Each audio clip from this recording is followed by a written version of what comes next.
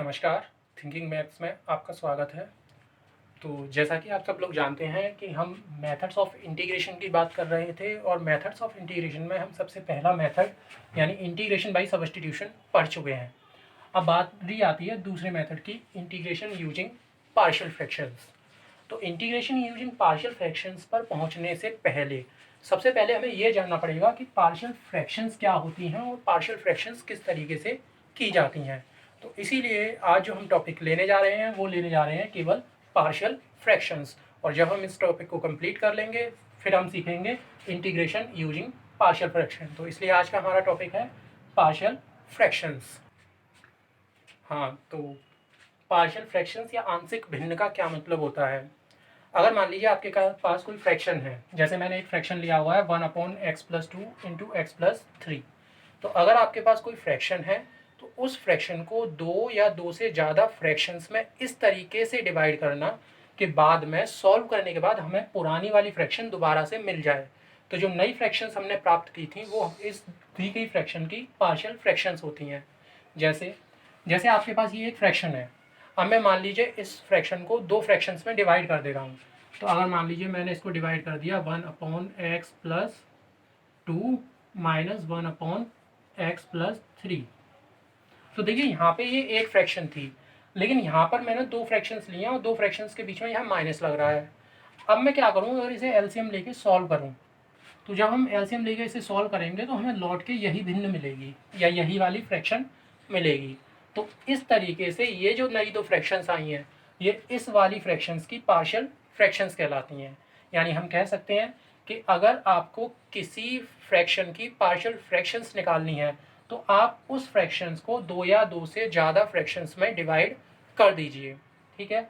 अब जब आपको फ्रैक्शन दे रखी होगी और उसको आप दो या दो से ज़्यादा फ्रैक्शंस में डिवाइड करेंगे, मतलब कि जब आप किसी फ्रैक्शंस के पार्शियल फ्रैक्शंस निकालेंगे तो उसके लिए कुछ मेथड्स होते हैं, कुछ तरीके होते हैं। तो मेनली आपको जो फ्रैक्शंस दी जाती हैं, सबसे पहले आप क्या करते हो कि उन फ्रैक्शंस में जो आपका डिनोमिनेटर होता है उसके फैक्टर कर लेते हैं आप। ठीक है। तो यहाँ पर मैंने है ना तीन फ्रैक्शंस लिखी हुई हैं। इन तीनों फ्रैक्शंस में मैंने क्या किया हुआ है कि जो हमारे डिनोमिनेटर्स हैं उनके फैक्टर्स पहले से हो रखे हैं। अगर मान लीजिए फ्रैक्शंस के डिनोमिनेटर के फैक्टर नहीं हो रहे हैं तो आप फैक्टर कर लेंगे, लेकिन हमारे पास जो फ्रैक्शंस हैं उनमें ऑलरेडी फैक्टर हो चुके हैं। तो यहाँ पे देखिए तीन केस बन सकते हैं कि हो सकता है कि जो डिनोमिनेटर है उसके जो फैक्टर्स आ रहे हैं वो सारे फैक्टर्स लीनियर हों। जैसे इस वाले डिनोमिनेटर में दो फैक्टर हैं, एक फैक्टर है x-a और दूसरा है x-b, और ये दोनों फैक्टर्स लीनियर हैं। लीनियर कैसे पता चलेगा कि अगर आप इस वाले फैक्टर में देखें तो इस वाले फैक्टर में जो x की डिग्री है वो 1 है, और जब किसी फैक्टर में x की डिग्री 1 होती है तो वो लीनियर फैक्टर होता है। तो ये एक लीनियर फैक्टर, और उसी तरीके से इसमें भी x की डिग्री 1 है तो ये भी एक लीनियर फैक्टर होगा। दूसरे वाले फ्रैक्शन में अगर आप देखें तो इसमें देखिए यहाँ पर भी क्या हो रहा है कि हमारा जो डिनोमिनेटर है उसके फ्रैक्शन उसके जो है ना फैक्टर्स हो रखे हैं, लेकिन इसमें क्या है कि देखिए ये वाला जो फैक्टर है ये लीनियर है क्योंकि x की डिग्री यहाँ पे 1 है और यहाँ पर भी x की डिग्री 1 है। लेकिन क्या है, इस वाले फैक्टर की डिग्री तो 1 है लेकिन इसके ऊपर स्क्वायर लगा हुआ है। स्क्वायर लगने का मतलब है कि ये जो फैक्टर है वो दो बार रिपीट हो रहा है। तो देखिए इस केस पे क्या था कि आपके जो फैक्टर्स थे वो लीनियर थे लेकिन कोई भी फैक्टर रिपीट नहीं हो रहा था। इस वाले केस में क्या है कि जो फैक्टर्स हैं वो लीनियर हैं और साथ ही एक फैक्टर आपका रिपीट हो रहा है दो बार। और जो तीसरा वाला केस है, इस केस में क्या है कि जो डिनोमिनेटर है उसके फैक्टर हमने किए हुए हैं। ये वाला जो फैक्टर है वो लीनियर है और ये वाला जो फैक्टर है वो है क्वाड्रेटिक। तो मेनली आपको अपने क्लास में या हम जो पढ़ने वाले हैं वो हम केवल इन तीन तरह के फ्रैक्शंस को ही पढ़ेंगे, जिनमें क्या होगा कि जो आपका पहला वाला फ्रैक्शन है उसमें क्या होगा कि दोनों फैक्टर या दो से ज़्यादा भी हो सकते हैं, वो लीनियर्स होंगे। दूसरा तरीका क्या होगा कि उसमें क्या होंगे, फैक्टर्स तो लीनियर होंगे लेकिन वो रिपीट हो रहे होंगे। और तीसरा तरीका क्या होगा कि जिसमें एक फैक्टर लीनियर होगा और दूसरा फैक्टर का क्या होगा, क्वाड्रेटिक होगा। अब जब हमारे पास इस तरीके से फैक्टर्स दे रखे होंगे तो हम उनकी पार्शियल फ्रैक्शंस कैसे करते हैं। तो जैसा कि आप जानते हैं कि पार्शियल फ्रैक्शन का मतलब है कि किसी फ्रैक्शन को दो या दो से ज़्यादा फ्रैक्शंस में डिवाइड करना। तो देखिए जैसे आपके पास सबसे पहला वाला हम फ्रैक्शन लेते हैं, ये एक फ्रैक्शन है, इसकी आपको पार्शियल फ्रैक्शंस करनी है। तो आप देखिए क्या करेंगे, जब आपके डिनोमिनेटर के फैक्टर्स लीनियर हों तो उसकी पार्शियल फ्रैक्शन करने का तरीका ये होता है कि आप यहाँ पे तो आपने फ्रैक्शन लिखी हुई है, इसके इक्वल टू में a अपॉन पहला फैक्टर और ये प्लस लगा के b अपॉन दूसरा फैक्टर। समझ गए होंगे आप। अगर मान लीजिए इसमें एक और फैक्टर होता तो हम प्लस सी अपॉन तीसरा फैक्टर लिख लेते। तो ये तरीका होता है इसकी पार्शियल फ्रैक्शन करने का। इतना करने के बाद हमारा काम होता है कि हम ए और बी की वैल्यू फाइंड आउट करें। तो देखिए मैं इससे संबंधित एक एग्जांपल लेता हूँ। अभी अभी जो हमने क्वेश्चन लिया था, जो मैंने अभी एग्जांपल से आपको समझाया था आंशिक भिन्न क्या होती हैं, हम उसी को लेके चलते हैं कि सपोज करिए आपके पास एक फ्रैक्शन दे रखी है 1/x+2 x+3। ये जो फ्रैक्शन है देखिए इसके फैक्टर्स हो रखे हैं और जो दोनों फैक्टर्स हैं वो लीनियर है। तो ये वाला केस बनना है। और जब ये केस बनता है तो इसकी जो पार्शियल फ्रैक्शंस होती हैं वो आप कैसे डिसाइड करते हैं, आप लिखते हैं a और अपॉन में पहला फैक्टर, फिर आप लिखते हैं यहाँ पे b अपॉन में दूसरा फैक्टर, और अगर मान लीजिए यहाँ पे एक और फैक्टर होता तो प्लस c अपॉन तीसरा फैक्टर। उसके बाद आप क्या करेंगे कि आप 1/x+2x+3 इक्वल टू, यहाँ पे आप ले लीजिए एलसीएम। जब आप एलसीएम लेंगे तो ये हो जाएगा x+2 x+3 और यहाँ आ जाएगा a x+3 plus b x+2। ठीक, यहाँ देखिए इस एलसीएम से ये एलसीएम गया तो आपके पास एक रिलेशन बचेगा जो होगा 1 = a x+3 plus b x+2। इस रिलेशन को मैं इक्वेशन 1 मान ले रहा हूँ। ये जो रिलेशन आता है ये रिलेशन x में एक आइडेंटिटी होती है, यानी ये रिलेशन x के लिए एक आइडेंटिटी होती है। और आइडेंटिटी क्या होती है, जो वेरिएबल की हर वैल्यू के लिए सेटिस्फाई हो। यानी अगर आप यहाँ x की कोई भी वैल्यू लगाएंगे 0 1 2 3 हर वैल्यू के लिए ये सेटिस्फाई होगी। तो हमारा काम क्या होता है, जब हम पार्शियल फ्रैक्शंस कर रहे होते हैं तो पहले हम इस रूल की हेल्प से a और b मान लेते हैं और फिर हम आगे चल के a और b की वैल्यू फाइंड आउट करते हैं। जब हम यहाँ पहुँच जाते हैं तो इस रिलेशन की हेल्प से हमारा काम है कि हम a और b की वैल्यू निकालें। अब a और b की वैल्यू निकालने के यहाँ पे दो तरीके होते हैं, जिसमें सबसे पहला तरीका जो है वो ये क्या है कि आप क्या करिए, क्योंकि एक आइडेंटिटी है ये, तो आप x की यहाँ पे वैल्यूज़ लगाइए अलग अलग। और जब आप यहाँ पे x की वैल्यूज़ लगाएंगे तो आपको कुछ रिलेशंस मिलेंगे और उन रिलेशंस को सॉल्व करके आप a और b फाइंड आउट कर सकते हैं। तो देखिए सबसे पहले मैं क्या कर रहा हूँ, मैं यहाँ पे x की जगह पुट कर रहा हूँ, पुट x = -2। क्योंकि ये हमारी चॉइस होती है कि हम कुछ भी पुट कर सकते हैं, तो हम क्या करते हैं, हम ऐसी चीज़ पुट करते हैं जिससे कोई एक जीरो हो जाए। क्योंकि देखिए मैंने x = -2 पुट किया है, तो जब हम यहाँ पे -2 रखेंगे तो देखिए ये जीरो हो जाएगा कि नहीं। तो ये हमारी चॉइस है, इसलिए हम इसका फ़ायदा उठा सकते हैं। इसलिए हम ऐसी वैल्यू पुट कर सकते हैं जिससे एक टर्म जीरो हो जाए। तो जब आप देखिए यहाँ पे x की जगह -2 रखेंगे इस रिलेशन में, तो इधर तो रहेगा आपका 1, इधर देखिए जब आप -2 रखेंगे तो -2 और +3 1 हो जाएगा, यानी यहाँ बचेगा a, और यहाँ जीरो हो ही गया तो a की वैल्यू आपकी क्या आ गई, 1। ठीक, दूसरा तरीका क्या है, वो सॉरी दूसरी जो वैल्यू आप पुट कर सकते हैं, आप पुट कर लीजिए x = -3। -3 हमने इसलिए पुट किया ताकि देखिए -3 आप यहाँ रखोगे तो ये जीरो हो जाएगा। तो जब आप x की जगह -3 रखेंगे तो ये तो आ गया आपका 1, और इधर देखिए यहाँ -3 रखा तो ये जीरो। यहाँ जब आप -3 रखेंगे तो 2 - 3 यानी -1 बचेगा, यानी यहाँ आएगा माइनस का b। और जब 1 = -b है तो b = क्या हो जाएगा, b = हो जाएगा -1।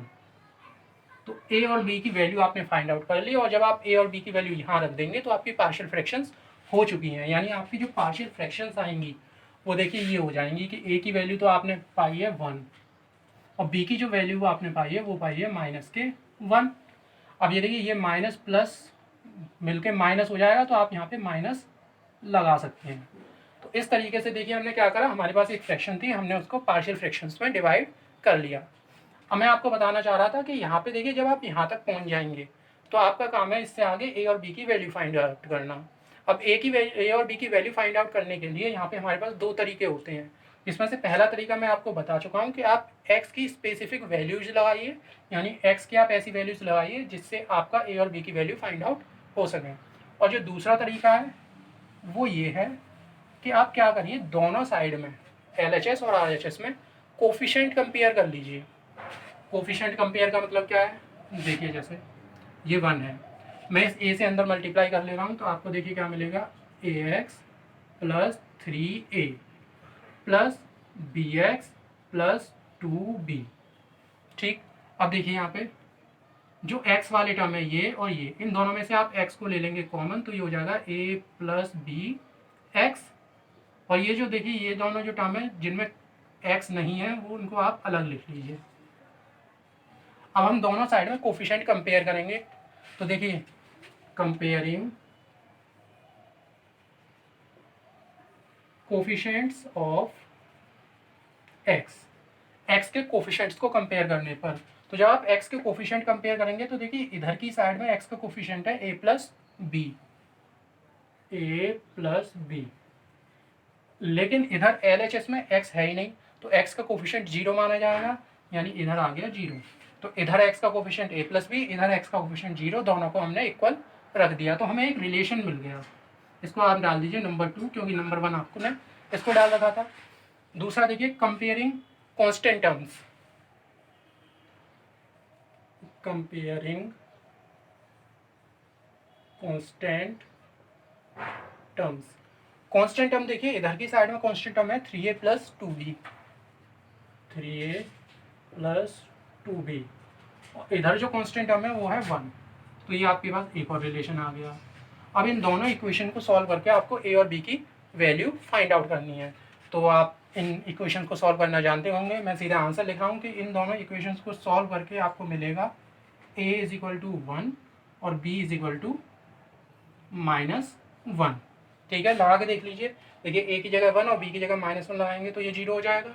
यहाँ पे देखिए जब आप a की जगह 1 लगाएंगे तो 3 और b की जगह -1 लगाएंगे तो माइनस का 2, 3 - 2 क्या हो जाएगा 1। ठीक है, तो इनको सॉल्व करने के बाद भी a की वैल्यू 1 और b की वैल्यू -1 आई गई थी, और पिछले तरीके से भी हमने a की वैल्यू 1 और b की वैल्यू -1 आई थी। तो इन दोनों तरीक़ों से आप सॉल्व करेंगे तो आपके आंसर सेम आएंगे। अब ये आपके ऊपर डिपेंड करता है कि आपको कौन सा तरीका ज़्यादा बेटर लगता है और आप कौन सा अप्लाई करते हैं। तो हमने ये पहला आप टाइप पढ़ा कि जब भी हमारे पास कोई फ्रैक्शन हो और उस फ्रैक्शन का जो डिनोमिनेटर के फैक्टर हैं वो लीनियर हो, तो आप किस तरीके से उसको पार्शियल फ्रैक्शंस कर सकते हैं। ठीक है, अब हम आते हैं दूसरे टाइप पे।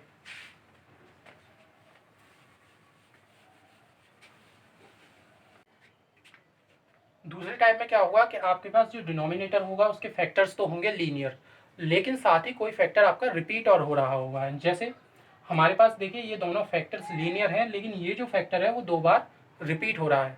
तो इस केस में आपको देखिए क्या करना है कि जो फैक्टर रिपीट हो रहा है उसके लिए आप देखेंगे कि वो कितनी बार रिपीट हो रहा है।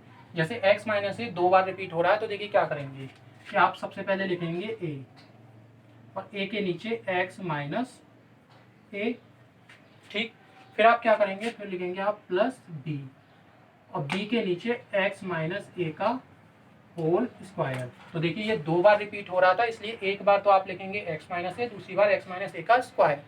अगर मान लीजिए सपोज करिए ये 3 बार रिपीट हो रहा होता है ऐसे, तो आप क्या करते हैं कि a upon x minus A plus B upon x minus A का स्क्वायर और फिर लिखते plus c upon x minus A का होल क्यूब। ठीक है, तो इस तरीके से जब भी कोई फैक्टर रिपीट हो रहा हो तो उसके लिए जो पार्शियल फ्रैक्शन हम बनाते हैं तो करस्पॉन्डिंगली हम इस तरीके से लेते हैं कि a upon power 1, b upon power 2, c upon power 3। अब ये डिपेंड करता है कि हमें कितनी पावर तक जाना है। अगर यहाँ पे 3 है तो आप 3 तक जाएंगे, अगर यहाँ 2 है तो आप केवल यहीं पे रुक जाएंगे। तो क्योंकि हमारे क्वेश्चन में यहाँ पे केवल 2 था तो हम इसको नहीं लिखेंगे, हम केवल a upon x minus A plus B upon x minus A के स्क्वायर तक ही जाएंगे। तो इसके करस्पॉन्डिंग आपने ये लिख लिया, और देखिए प्लस ये जो फैक्टर था ये लीनियर था और ये रिपीट नहीं हो रहा, तो इसके लिए आप लिखेंगे केवल c upon x minus b. ठीक है, तो जब भी कोई फैक्टर रिपीट हो रहा हो तो आपको ये टेक्निक अप्लाई करनी है। अब इसको भी हम एक एग्जांपल से समझते हैं।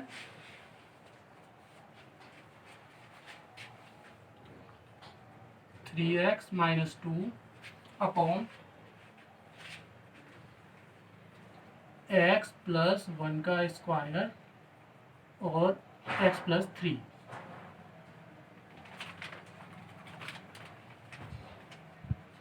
ठीक है, तो देखिए ये देख के आपको पता चल रहा होगा कि सेकंड टाइप है, क्योंकि दो फैक्टर्स हैं, दोनों लीनियर हैं, लेकिन एक फैक्टर रिपीट हो रहा है।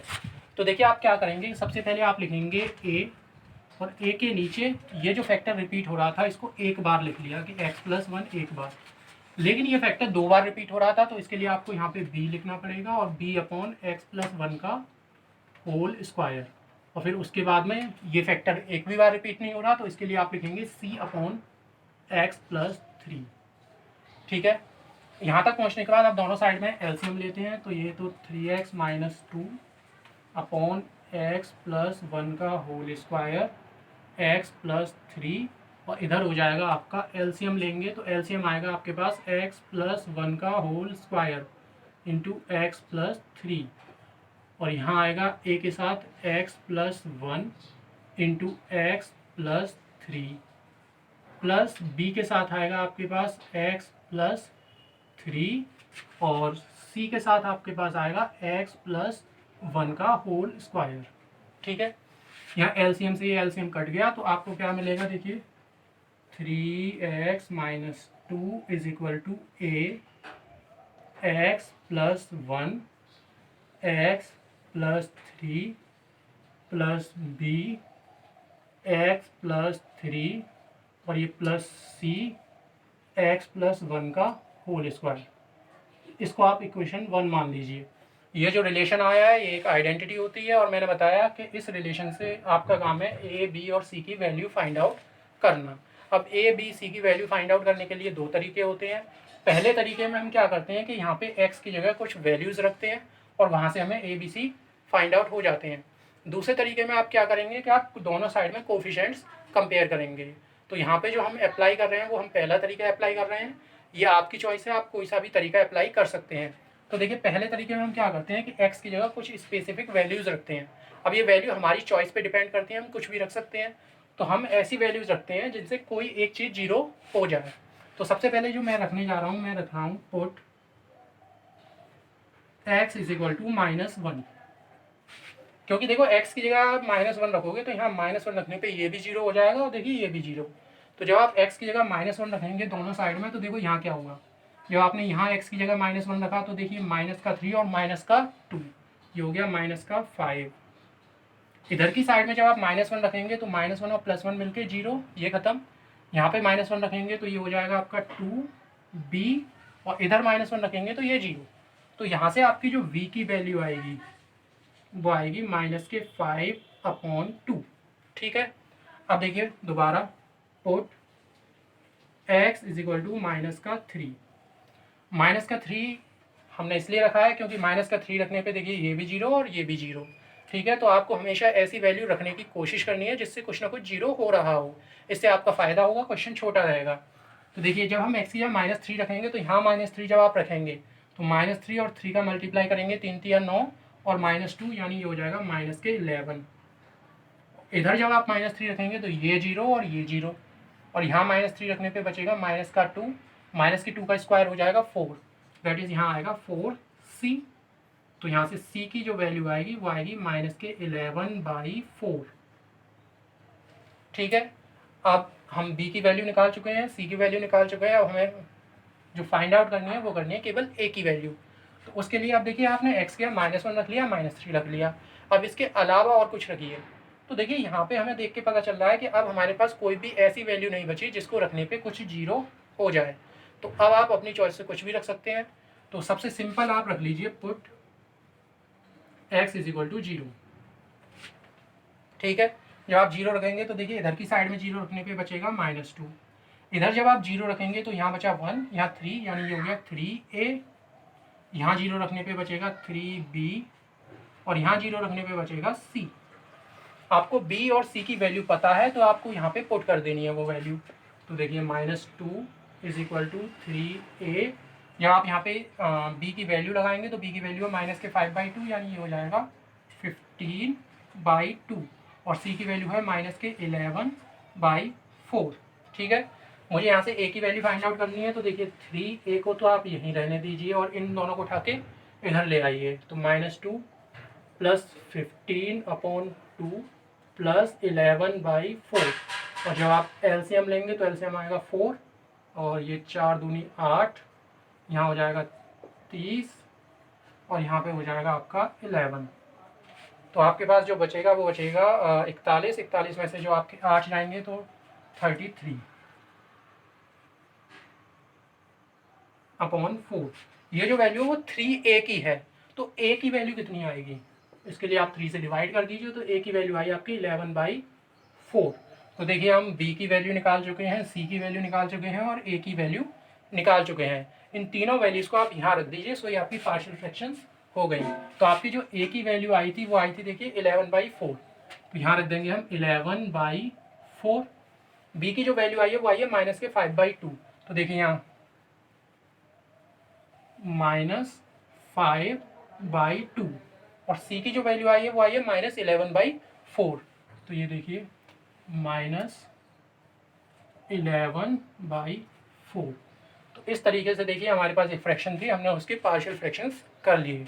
तो मुझे लग रहा है दूसरा टाइप आप समझ गए होंगे। ठीक है, अब चलते हैं तीसरे टाइप पे।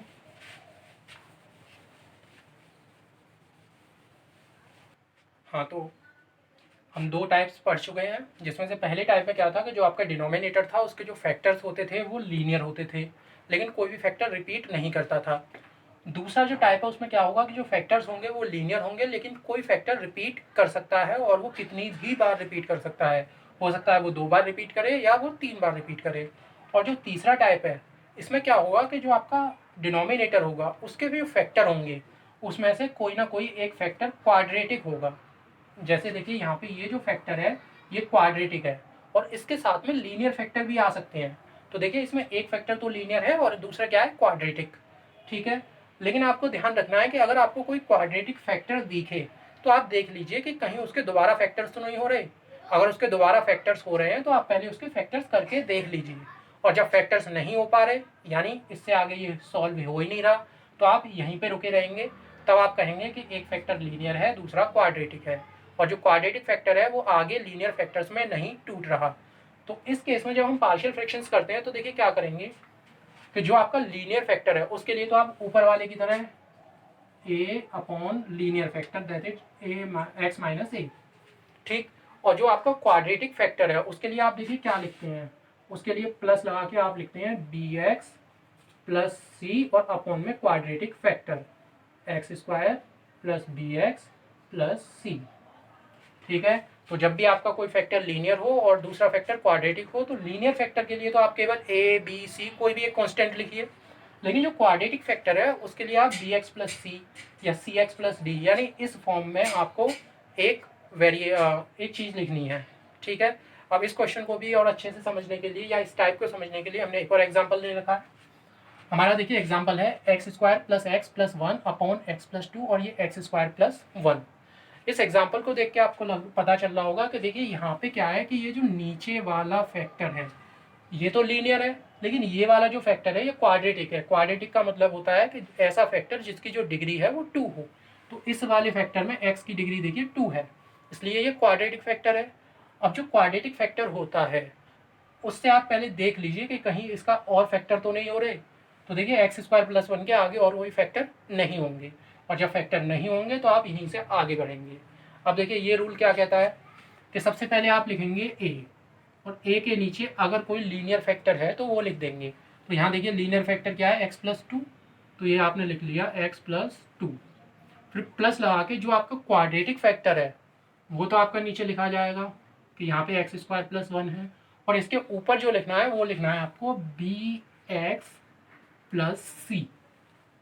ठीक है, इतना करने के बाद आप एलसीएम लेंगे तो ये हो गया x square plus 1 upon x plus 2 x square plus 1 और इक्वल टू में यहाँ पे एलसीएम लेंगे तो ये आएगा x plus 2 x square plus 1 और यहाँ आ गया ए के साथ एक्स स्क्वायर प्लस 1 और यहाँ बी एक्स प्लस सी के साथ आएगा एक्स प्लस 2।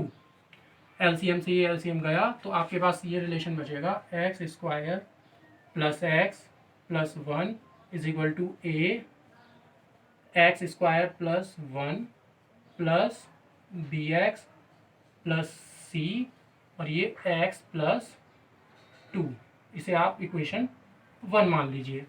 ये रिलेशन हमेशा मैं दोबारा बता रहा हूँ कि ये जो रिलेशन आता है वो x के लिए एक आइडेंटिटी होती है, और आइडेंटिटी एक ऐसा रिलेशन होता है जो वेरिएबल की हर वैल्यू के लिए सेटिस्फाई हो। यानी अगर आप इसमें वेरिएबल की जगह कुछ भी लगाएंगे तो इसके LHS और RHS हमेशा बराबर माने जाएंगे।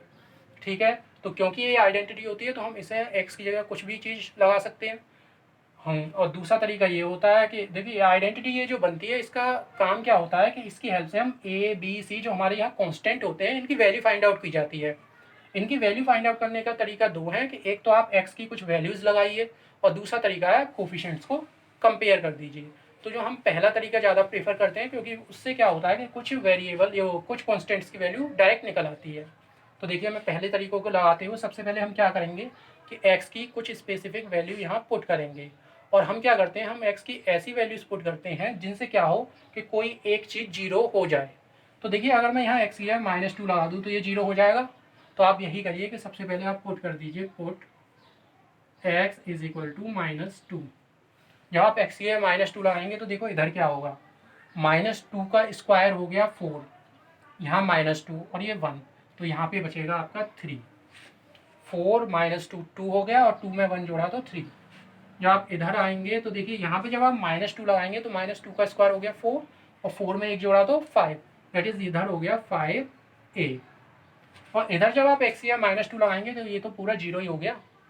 तो बस यहाँ पे a की जो वैल्यू निकलेगी वो निकलेगी a इज इक्वल टू 3/5। ठीक, अब आप क्या करिए, अब आप पुट कर दीजिए, क्योंकि देखिए अब मुझे नहीं लग रहा कि कुछ जीरो होगा, तो आपकी चॉइस है, आप कुछ भी पुट कर सकते हैं। तो मैं क्या कर रहा हूँ, मैं x की जगह जीरो लगा दे रहा हूँ। अब put x is equal to zero. जब आप x की जगह जीरो लगाएंगे तो देखिए जब आप इधर जीरो लगाएंगे तो ये जीरो ये जीरो, ये हो गया आपका 1। इधर जब आप जीरो लगाएंगे तो देखिए 0 + 1 1 आ गया, और 1 का a में मल्टीप्लाई करेंगे तो a। यहाँ जब आप जीरो लगाएंगे तो देखिए जीरो की वैल्यू bx है यहाँ पे, और जब आपने x की जगह जीरो लगाया तो ये b तो खत्म, यहाँ केवल c बचेगा, और इधर जब आप जीरो लगाएंगे तो 2 बचेगा, और 2 का c में मल्टीप्लाई करेंगे तो ये हो गया 2c। ठीक है, a की वैल्यू हम निकाल चुके हैं जो थी 3/5, तो यहाँ a की वैल्यू आप पुट कर दीजिए कि 1 is equal to 3/5 plus 2c। तो यहाँ से c की जो वैल्यू आएगी यानी 2c इज इक्वल टू आ गया 1 माइनस 3/5, यानी ये बचेगा 2/5, और c की जो वैल्यू आएगी आपकी वो आएगी 1/5। ठीक है, तो आपने a की वैल्यू निकाल ली और ये c की वैल्यू निकाल ली। अब बची b की वैल्यू, इसके लिए आप x की जगह और कुछ पुट कीजिए। तो आप देखिए हम -2 लगा चुके हैं, जीरो लगा चुके हैं, अब इनके अलावा आप कुछ और लगाइए। तो अब हम लगा लेते हैं x की जगह 1, क्योंकि हमने 1 अभी तक नहीं लगाया। तो आप पुट कर दीजिए put x is equal to 1। जब आप x की जगह 1 लगाएंगे तो देखिए इधर क्या होगा, 1 + 1 + 1, यानी इधर तो हो गया 3। इधर जब आप 1 लगाएंगे तो 1 + 1 2a। इधर जब आप 1 लगाएंगे तो यहाँ b + c, और यहाँ 3, यानी ये हो गया 3b + 3c। अब इसमें देखिए a की और c की वैल्यूज पुट कर दीजिए। तो जब आप a और c की वैल्यू पुट कर देंगे तो 3 इज इक्वल टू a की जो वैल्यू है वो है 3/5, तो ये हो गया आपके पास 6/5। b आप यूँ ही रहने देंगे, और c की जो वैल्यू है वो है 1/5, तो यहाँ आ जाएगा 3/5। तो देखो 6/5 और 3/5 मिलके हो गए 9/5, और 9/5 को जब आप इधर ले जाएंगे तो ये हो गया 3 - 9/5 इज इक्वल टू 3b। और जब आप इसका एलसीएम लेंगे तो 3 × 5 = 15, 15 में से 9 गए तो 6 बचेंगे, यानी ये आएगा 6/5 इज इक्वल टू 3b।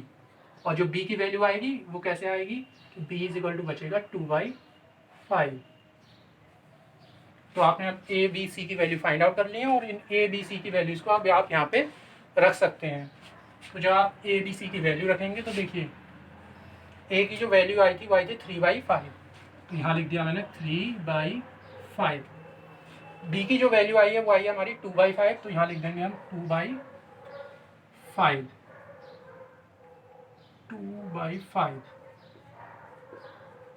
और c की जो वैल्यू आई है वो आई है आपकी 1/5, तो यहाँ लिख दीजिए 1/5। तो बस ये हो गई आपकी पार्शियल फ्रैक्शंस, ठीक है। इसको आप और थोड़ा सा आगे कर सकते हैं कि ये देखिए 2/5 और 1/5 दोनों में से 1/5 को बाहर लेके लिख सकते हैं। यानी आप ऐसे लिख सकते हैं 3/5 x+2 और यहाँ लिख सकते हैं 2x + 1/5 x² + 1। तो ये आपने पार्शियल फ्रैक्शंस कर ली। तो बस जो आपके सिलेबस में है या 12th क्लास के सिलेबस में बस इतना ही होता है कि आपको 3 तरह के क्वेश्चंस होंगे या 3 तरीके की आपको फ्रैक्शंस दी जाएंगी, जिनमें से एक में तो आपके सारे फैक्टर्स लीनियर होंगे, दूसरे में कोई फैक्टर लीनियर होगा लेकिन वो रिपीट हो रहा होगा, और तीसरे में क्या होगा कि लीनियर होने के साथ साथ कोई फैक्टर क्वाड्रेटिक भी हो सकता है। तो आज हमने इन तीनों टाइप्स को पार्शियल फ्रैक्शंस में डिवाइड करना सीखा। अब हम अगली क्लास में क्या सीखेंगे कि जब भी आपके पास क्वेश्चन आए तो पार्शियल फ्रैक्शंस का यूज करके इंटीग्रेशन किस तरीके से करते हैं। ठीक है, तब तक के लिए बहुत बहुत धन्यवाद। Keep practising. Thank you.